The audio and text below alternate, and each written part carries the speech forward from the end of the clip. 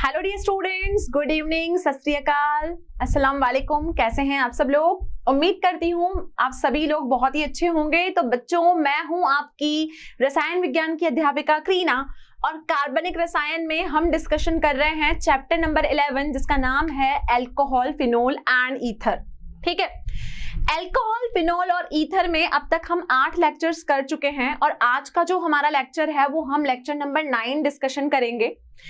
Alcohol और phenol और ether chapter का ये पूरा नाम है। अल्कोहल और फिनोल 2 पार्ट हम 8 लेक्चर्स में कंप्लीट कर चुके हैं। तो एक बार क्विकली रिवाइज कर लेते हैं कि हमने 8 लेक्चर्स में क्या क्या पढ़ा। बच्चों, सबसे पहले हमने आधारभूत संकल्पनाएं, जिसको हम कहते हैं इंट्रोडक्शन पार्ट, हमने इंट्रोडक्शन पार्ट पढ़ा अल्कोहल का, फिनोल का, और मैंने आपको कुछ इंट्रोडक्शन वहां पर ईथर का भी दे दिया था। लेकिन अभी हम स्टार्ट करेंगे तो हम फिर से इसको एक बार रिवाइज करेंगे कि ईथर हमने क्या पढ़ा। इसके अलावा हमने देखा इनका वर्गीकरण। ठीक है, वर्गीकरण के बाद मैंने आपको नाम पद्धति बताई। नाम पद्धति में हमने सामान्य नाम और आईयूपीएसी नाम देखा। इसके अलावा हमने अल्कोहल और फिनोल को बनाने की विधियां देखी, जिन्हें हम कहते हैं विरचन की विधियां। इसके अलावा हमने इनके भौतिक गुणधर्मों की बात की। भौतिक गुणधर्म के बाद हमने इनकी रासायनिक अभिक्रिया पढ़ी। हमने देखा कि अल्कोहल और फिनोल की अम्लता को हम कैसे चेक करेंगे। क्लियर? तो उसके लिए हमने अनुनादी संरचनाएं भी बनाई। इसके अलावा हमने इन बिटवीन जो लास्ट लेक्चर किया वो किया हमने औद्योगिक महत्व के कुछ अल्कोहल, जिसमें हमने इथेनॉल और मिथेनॉल को डिटेल में पढ़ा। अब हमारे पास सिर्फ चैप्टर का लास्ट टॉपिक बचा है, ईथर। ठीक है, अल्कोहल, फिनोल, ईथर का तीसरा पार्ट, ईथर। अब ईथर में हम इंट्रोडक्शन पार्ट कर चुके हैं और ईथर का हम नामकरण कैसे करेंगे, नाम पद्धति के बारे में भी हम जान चुके हैं। तो बच्चों, अब ईथर के बारे में क्या बचा? ईथर के बारे में एक तो बचा उसके विरचन की विधियां। क्लियर? दूसरा, ईथर के बारे में बचे उसके भौतिक गुणधर्म, मतलब उसकी फिजिकल प्रॉपर्टीज। और तीसरा हमारे पास में ईथर के बारे में क्या बचा? तीसरी चीज ईथर के बारे में बची उसकी रासायनिक अभिक्रियाएं।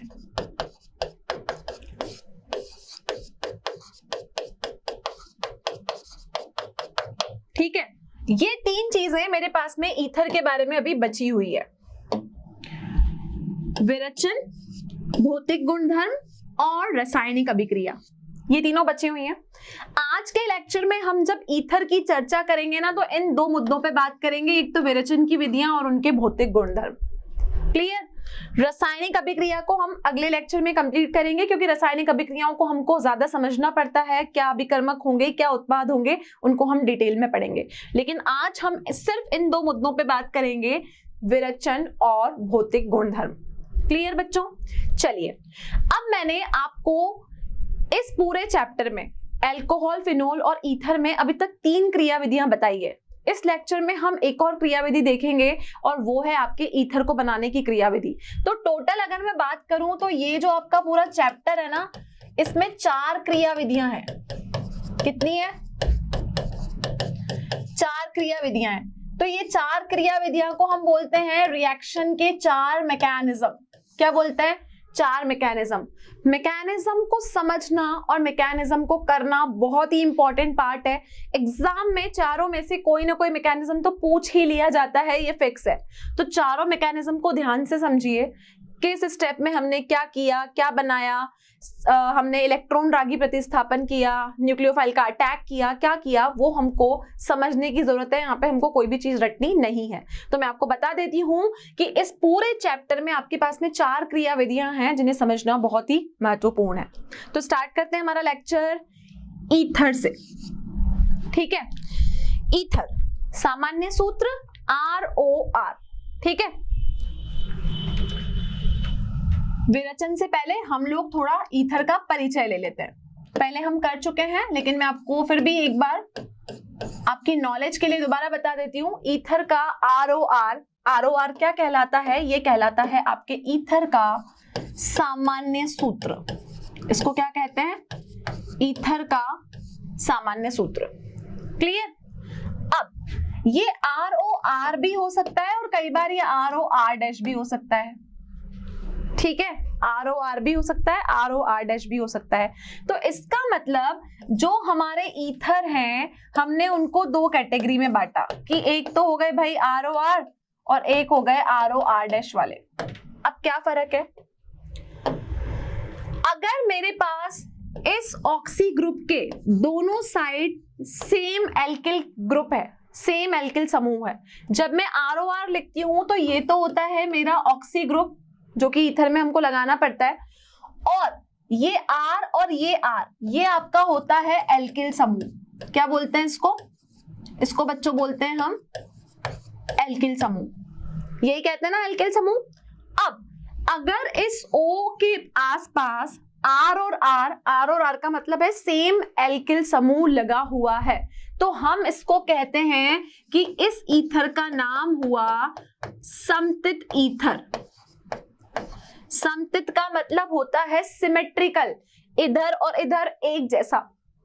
तो इस ईथर को मैं क्या नाम दूंगी, सिमेट्रिकल ईथर। ठीक है, तो ये ईथर का नाम हुआ बच्चों सिमेट्रिकल ईथर, समतित ईथर। क्लियर, इधर भी R है इधर भी R है, दोनों साइड मेरे सेम ग्रुप है। अब यहां पर बीच में मेरा O है और यहां मैंने R लगाया, और यहां देखो मैंने R नहीं लगाया, मैंने उसको कुछ और ही नाम दे दिया, मैंने इसको R' नाम दे दिया। क्लियर, अब आप ये देख सकते हो कि आपका जो ऑक्सी वाला ग्रुप है, जो आपका ऑक्सी वाला ग्रुप है उसके एक साइड तो R है, दूसरी साइड R' है, मतलब सेम नहीं है। और जो चीज सेम ग्रुप नहीं होता है, दोनों साइड सेम ग्रुप नहीं होता है, उसको हम बोलते हैं असमतित ईथर, मतलब अनसिमेट्रिकल ईथर। तो इसको मैं क्या बोलूंगी, इसको मैं बोलूंगी ये हो गए मेरे असमतित ईथर। और असमतित ईथर को हम क्या कहते हैं, इसको हम कहते हैं अनसिमेट्रिकल ईथर। क्लियर, तो सिमेट्रिकल अनसिमेट्रिकल के बीच में फर्क आई होप सबको समझ में आया कि दोनों साइड सेम एल्किल समूह है तो मैं उसको सिमेट्रिकल बोलूंगी। अगर मेरे पास दोनों साइड सेम एल्किल समूह नहीं है तो बच्चों मैं उसको क्या बोलूंगी, उसको मैं अनसिमेट्रिकल ईथर बोलूंगी।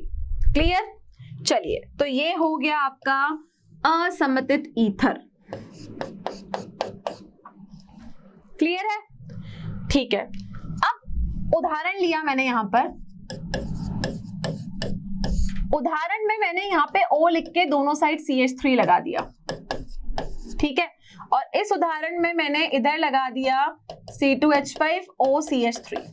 मैंने यहाँ पे दो उदाहरण लिए, ये उदाहरण नंबर 1, ये हो गया उदाहरण नंबर 2। अब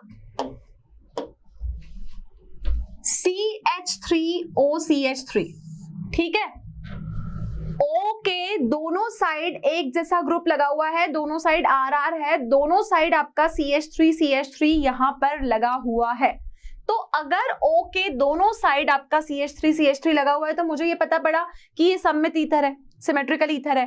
तो इसका नाम क्या लिखूंगी मैं, ये जो आपका OCH3 ग्रुप होता है, क्योंकि यहाँ पर एक कार्बन है, कितना कार्बन है, एक कार्बन है, तो इस ग्रुप को आप कहते हो मिथॉक्सी ग्रुप।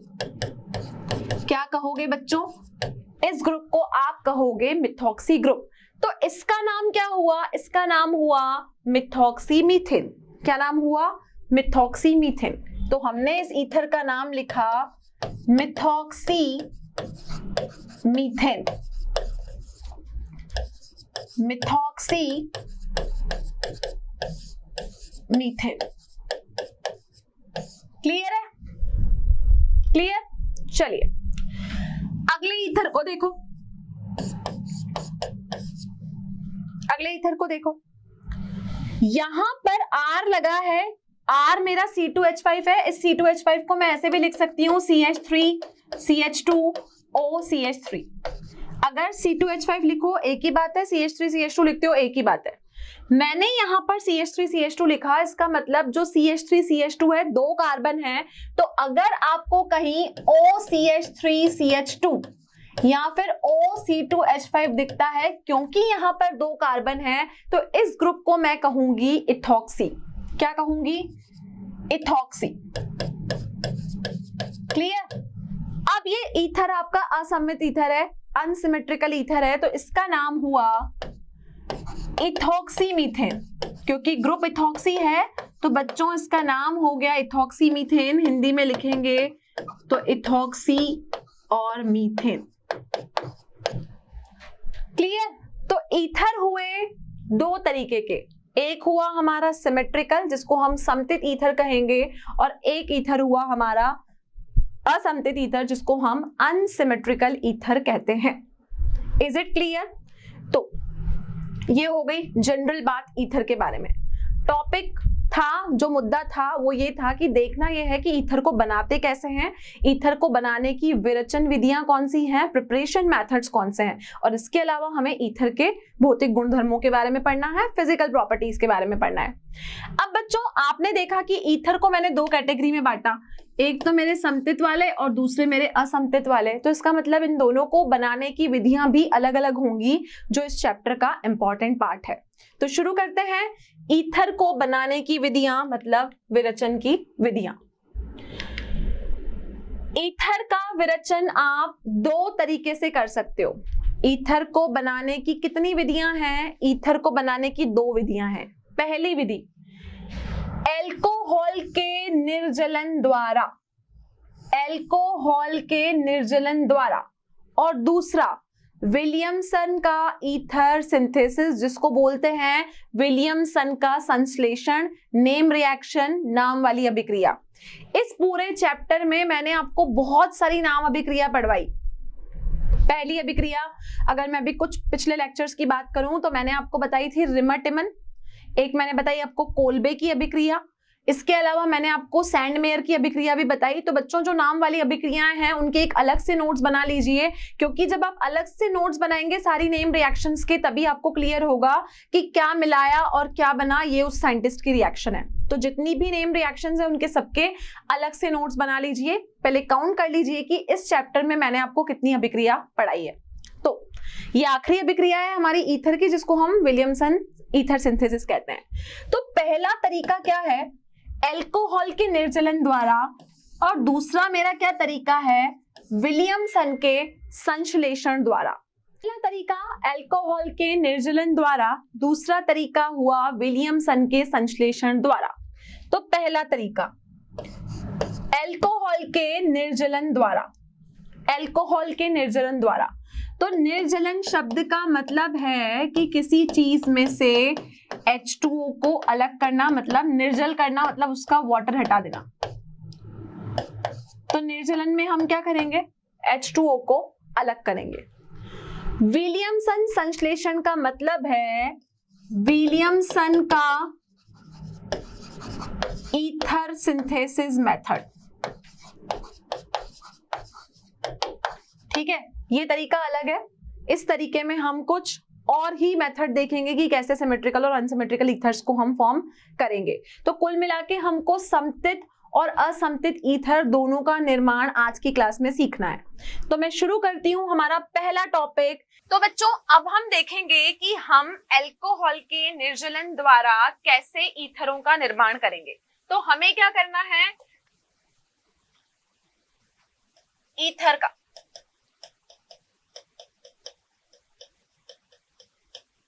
निर्माण किसका करना है, ईथर का निर्माण करना है। लेकिन ईथर का निर्माण आपको कैसे करना है, एल्कोहल के निर्जलन द्वारा आपको ईथर का निर्माण करना है। तो बच्चों सबसे पहले देखो कि जब भी आप एल्कोहल का निर्जलन कराते हो, इसका मतलब होता है एल्कोहल में से वाटर को रिमूव करना, उसको निर्जलन करना। ये हमेशा किसी ना किसी प्रोटोनेटेड अम्ल की उपस्थिति में होगा।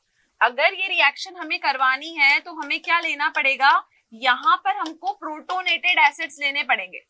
जैसे कि हमारा हो गया H2SO4, H3PO4, ये क्या होते हैं, ये आपके प्रोटोनेटेड अम्ल होता है।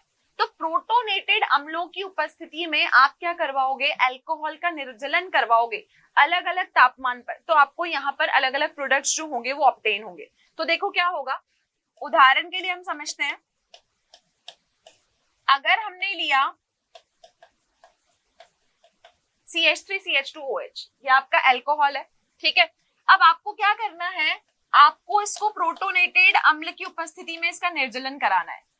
अब जब आप कंडीशंस को चेंज करते हो ना तो आपको अलग अलग प्रोडक्ट यहाँ पर ऑब्टेन होते हैं। मान के चलो कि आपने यहाँ पे टेम्परेचर लिया 443 केल्विन। अगर आपने टेम्परेचर लिया है 443 केल्विन तो 443 केल्विन टेम्परेचर पर आपको इसका जो प्रोडक्ट मिलेगा वो क्या मिलेगा? इसका प्रोडक्ट आपको एल्कीन मिलेगा, CH2 डबल बॉन्ड CH2। क्या प्रोडक्ट मिलेगा? एल्कीन प्रोडक्ट मिलेगा। लेकिन अगर इसी एथेनॉल को मैं दोबारा H2SO4 की उपस्थिति में लेके टेम्परेचर को अगर मैं यहाँ पे 413 केल्विन कर दूं, पहले मैंने टेम्परेचर लिया 443 केल्विन, अब मैंने टेम्परेचर लिया है 413 केल्विन। हमने क्या करा है? हमको अल्कोहल का निर्जलन करना है, और वो निर्जलन हमको किसकी उपस्थिति में करना है? किसी ना किसी प्रोटोनेटेड अम्ल की उपस्थिति में करना है। तो प्रोटोनेटेड अम्ल की उपस्थिति में निर्जलन करने से क्या होगा? 443 टेम्परेचर रखोगे तो आपको एल्कीन प्राप्त होगा, और अगर आपने टेम्परेचर को 413 केल्विन कर दिया तो अब आपको यहाँ पे क्या मिलेगा? यहाँ पे आपको बच्चों मिलेगा C2H5O C2H5, ये आपको ईथर मिलेगा। ठीक है, तो दोनों में लिया H2SO4 है, लेकिन कंडीशन हमने सिर्फ क्या करी है? टेम्परेचर की कंडीशन चेंज की है। तो टेम्परेचर की कंडीशन को चेंज करने पे एक बार आपको एल्कीन मिला और दूसरी बार आपको ईथर मिला। क्लियर है? तो ये होता है अल्कोहल का निर्जलन।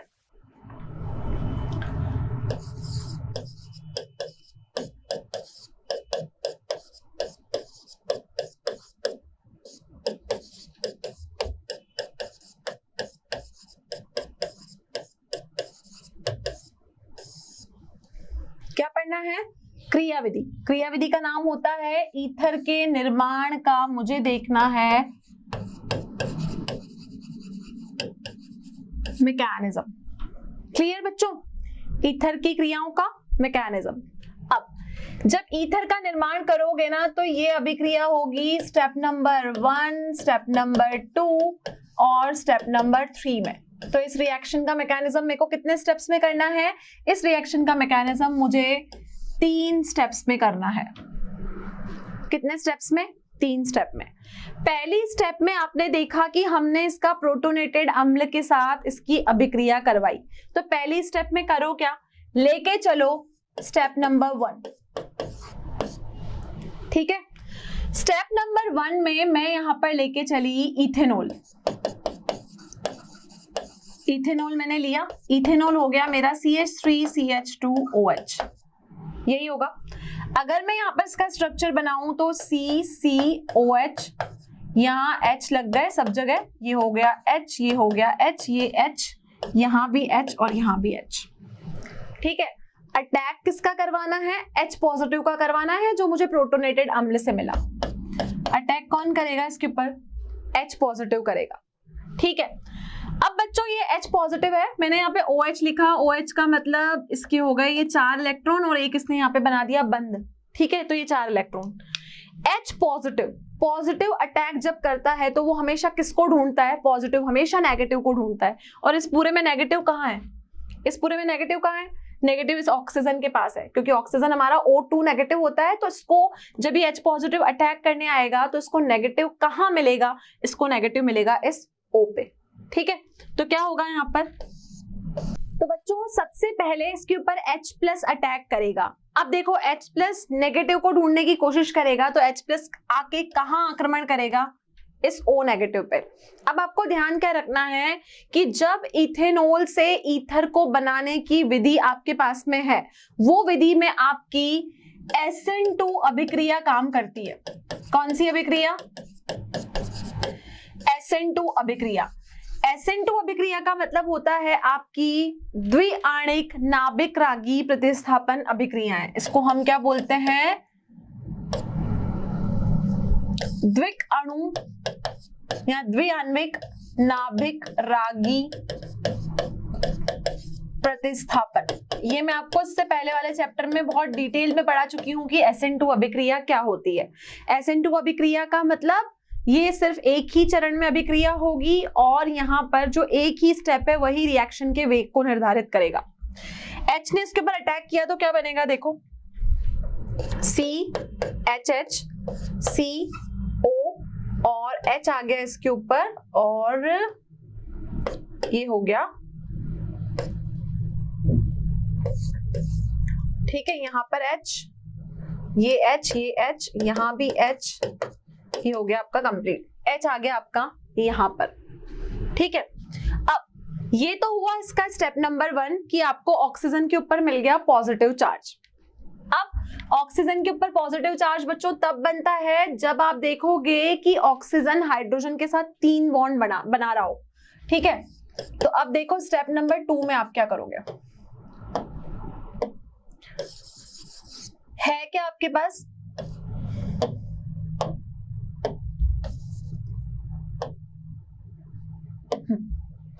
C H हो गए यहां पर, ये O पॉजिटिव हो गया, H यहां लग गया, ये H, ये H। हम क्या करेंगे, इसकी अभिक्रिया एक और CH3CH2OH के साथ करवाएंगे। यहां पर हम क्या लेके चलेंगे, इसकी अभिक्रिया एक और CH3C2OH के साथ करवाएंगे।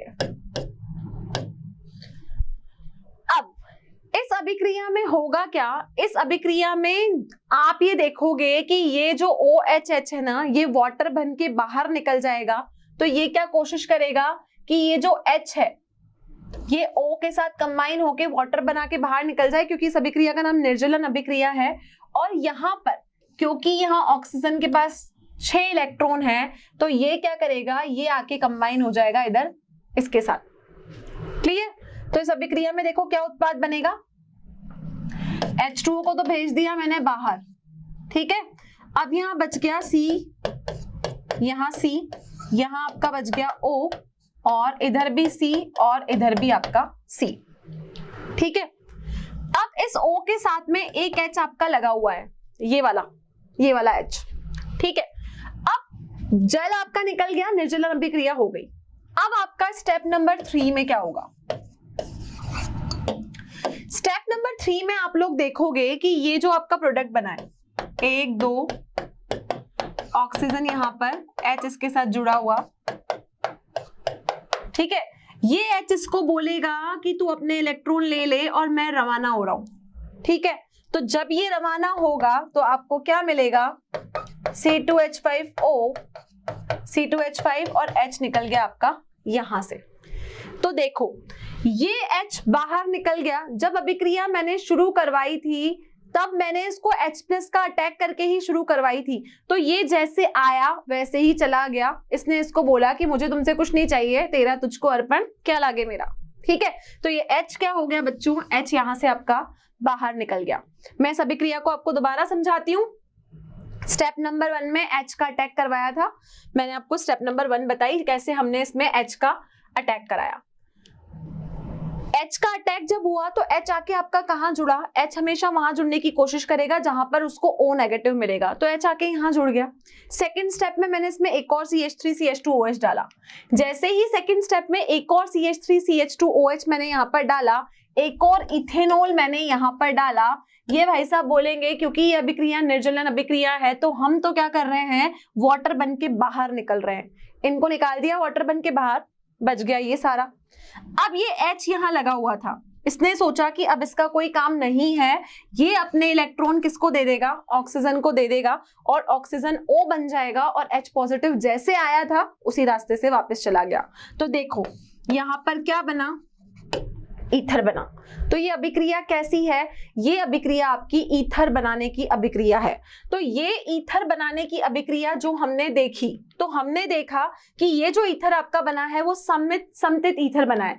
लेकिन बच्चों ये समतित ईथर कब बना, जब आप तापमान यहाँ पर 148 की जगह 413 लेंगे। ठीक है, मतलब ये है कि 443 से कम होना चाहिए। तो ये अभिक्रिया आपकी 413 पे भी हो जाएगी और ये अभिक्रिया आपकी 148 पे भी हो जाएगी। तो दोनों ही पैरामीटर्स आपके यहाँ पर सही हैं। लेकिन अगर आपने तापमान 443 केल्विन लिया तो ये आपको क्या देगा, ये आपको इथीन देगा। क्लियर है, चलिए आगे बढ़ते हैं अब हम दूसरे मेथड की तरफ। और जो दूसरा मेथड है हमारा, हमने ईथर के निर्माण का पूरा मैकेनिज्म 3 स्टेप्स में देख चुके हैं। यहाँ पर दूसरा है विलियमसन संश्लेषण। ठीक है, विलियमसन संश्लेषण का मतलब होता है विलियमसन का ईथर सिंथेसिस।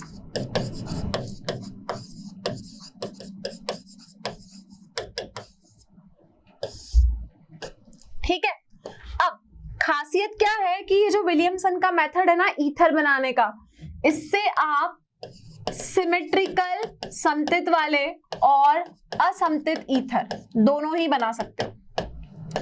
सिमेट्रिकल ईथर भी बना सकते हैं और हम यहाँ पे अनसिमेट्रिकल ईथर भी यहाँ पर बना सकते हैं। क्लियर? होगा क्या, यहां लेके चलो ROH। क्लियर? ROH क्या होता है? ROH आपका अल्कोहल होता है। तो हम यहाँ पर खासियत क्या है इसको बनाने के लिए, विलियमसन ईथर संश्लेषण आपको करने के लिए समतित और असमतित ईथर आप दोनों यहाँ पर ले सकते हो। सबसे पहले इसको बनाने के लिए प्रयोगशाला में जो हम सबसे ज्यादा महत्वपूर्ण मेथड जो हम यूज में लेते हैं वो यही होता है। हमें क्या लेना पड़ेगा? हमें लेना पड़ेगा एल्किल हैलाइड। क्या लेना पड़ेगा? Alkyl halide. इसके साथ हमें अभिक्रिया करवानी पड़ेगी सोडियम इथॉक्साइड की। किसकी अभिक्रिया करवाएंगे? सोडियम इथॉक्साइड की। तभी जाके बच्चों यहां पर आपको क्या मिलेगा? यहां पर आपको ईथर मिलेगा। तो देखिए अभिक्रिया होगी कैसे। मैंने बोला आपको लेना है यहां पर एल्किल हैलाइड। एल्किल हैलाइड बहुत बार बता चुकी हूं, RX बोलेंगे, ठीक है। सोडियम का इथॉक्साइड आयन, तो इसको बोलेंगे RONA। ONA आपका सोडियम का इथॉक्साइड आयन। अब अभिक्रिया होगी कैसे? जब हम ये अभिक्रिया करवाएंगे तो इस अभिक्रिया में जब विलियमसन ईथर सिंथेसिस हम करेंगे तो विलियमसन ईथर सिंथेसिस में ये वाला जो R है ये क्या करेगा? इस OR- के साथ कंबाइन होगा और ये सोडियम X के साथ कंबाइन होके सोडियम का कोई भी क्लोराइड, ब्रोमाइड, जो भी सोडियम का हैलाइड होगा वो बन के बाहर निकल जाएगा। तो यहां क्या बनेगा? यहां बनेगा ROR- प्लस NaX। तो बच्चों यहां पर भी जो X का अटैक इसके ऊपर होता है ये आपका SN2 नाभिक रागी प्रतिस्थापन से हुआ। कैसा प्रतिस्थापन हुआ? SN2 नाभिक रागी प्रतिस्थापन अभिक्रिया हमने यहां पर की। तो याद रखना है कि विलियमसन ईथर सिंथेसिस में एल्किल हैलाइड लेके चलेंगे, उसकी अभिक्रिया सोडियम इथॉक्साइड के आयन से करवाएंगे और हमें ROR और NaX मिलेगा। क्लियर है? एक अभिक्रिया हम करके देखते हैं। तो हमने यहाँ पे पहले लेना है एक एल्काइल हैलाइड, ठीक है। एल्काइल हैलाइड ले लिया मैंने CH3Br प्लस मुझे यहाँ पर लेना है एक कोई सोडियम का एल्कोक्साइड। लेकिन अब जो हम यहाँ पर एल्कोक्साइड ले रहे हैं वो हम 3 डिग्री वाला ले रहे हैं, तो हम इसकी रिएक्शन किसके साथ करवाएं? CH3ONA, ठीक है। अब जब हम विलियमसन का ईथर सिंथेसिस मेथड पढ़ते हैं तो हम देखते हैं कि हमेशा जो प्रोडक्ट होता है वो हमको ROR की फॉर्म में मिलता है, ROR की फॉर्म में मिलता है बच्चों, और साथ में हमें NaX मिलता है। तो हमें क्या करना है? NaX मतलब NaBr को तो कर देना है बाहर। तो ये Na इस Br के साथ रिएक्शन करके हो गया बाहर, और ईथर हमें किस फॉर्म में मिलेगा? CH3OC, और यहां हो गए हमारे पास में 3 CH3। तो ये कौन सा केस हो गया? ये आपका टर्शरी फॉर्मेशन का केस हो गया। तो द्वितीयक और तृतीयक भी आप विलियमसन मेथड से बना सकते हो, चाहे वो सिमेट्रिकल ईथर्स हो चाहे वो अनसिमेट्रिकल ईथर हो। अगर मैं इसकी बात करूंगी तो ये हमारा अनसिमेट्रिकल ईथर है, क्योंकि O के आसपास आपको देखना है कि यहाँ पर आपका एक अलग ग्रुप है, यहाँ पर आपका एक अलग ग्रुप है। तो ये मेथड कहलाता है आपका विलियमसन का ईथर सिंथेसिस मेथड। क्लियर? चलिए आगे बढ़ते हैं, ठीक है। अब भौतिक गुण धर्म का मतलब होता है फिजिकल प्रॉपर्टीज ऑफ ईथर। क्या होती है? Physical properties of ether. अब ईथर की क्या क्या फिजिकल प्रॉपर्टीज होती है? तो जब हम फिजिकल प्रॉपर्टीज की बात करते हैं तो अधिकतर हम 2 चीजों पे चर्चा करते हैं। पहला होता है बच्चों आपका क्वथनांक। किसकी बात करते हैं हम? क्वथनांक की। क्वथनांक का मतलब होता है बॉइलिंग पॉइंट। और दूसरी जो हम चर्चा करते हैं ना वो हमेशा विलयता पे करते हैं। विलयता का मतलब होता है सॉल्युबिलिटी। क्या होता है? सॉल्युबिलिटी का मतलब होता है कि कोई चीज किसमें कितनी घुल सकती है। तो यहां भी हम दो मुद्दों पे चर्चा करेंगे, एक तो ईथर का क्वथनांक और एक ईथरों की विलयता। पहले बात करते हैं क्वथनांक के बारे में। अब बच्चों आपको पता होगा कि जब मैं ROR की बात करती हूँ ना, ROR का मतलब होता है ईथर का C और O का आबंध, ठीक है। तो बच्चों हम ये देखेंगे कि आप ईथर के जब C डबल बॉन्ड O की बात करते हो ना, तो ये जो ईथर का C डबल बॉन्ड O होता है, ये ईथर का जो C डबल बॉन्ड O होता है, तो आप ये देखोगे कि ये कैसा होता है, ये ध्रुवीय होता है। क्या होता है? यह ध्रुवीय होता है। तो ध्रुवीय होने की वजह से ये क्या करता है, ये इसको आधून बनाता है। अब उदाहरण के तौर पे हम समझेंगे, आप यहाँ पर देख सकते हो, हमें यहाँ पर कुछ सिंपल हाइड्रोकार्बन, एक ईथर और एक अल्कोहल यहाँ पर गिवन है। तो देखो सबसे पहले आपको क्या गिवन है, यहाँ पर एन पेंटेन। एन पेंटेन का मतलब सिंपल लॉन्ग चेन गिवन है 5 कार्बन एटम्स की, ठीक है। तो ये तो क्या हुआ, ये आपका एक सिंपल हाइड्रोकार्बन हो गया।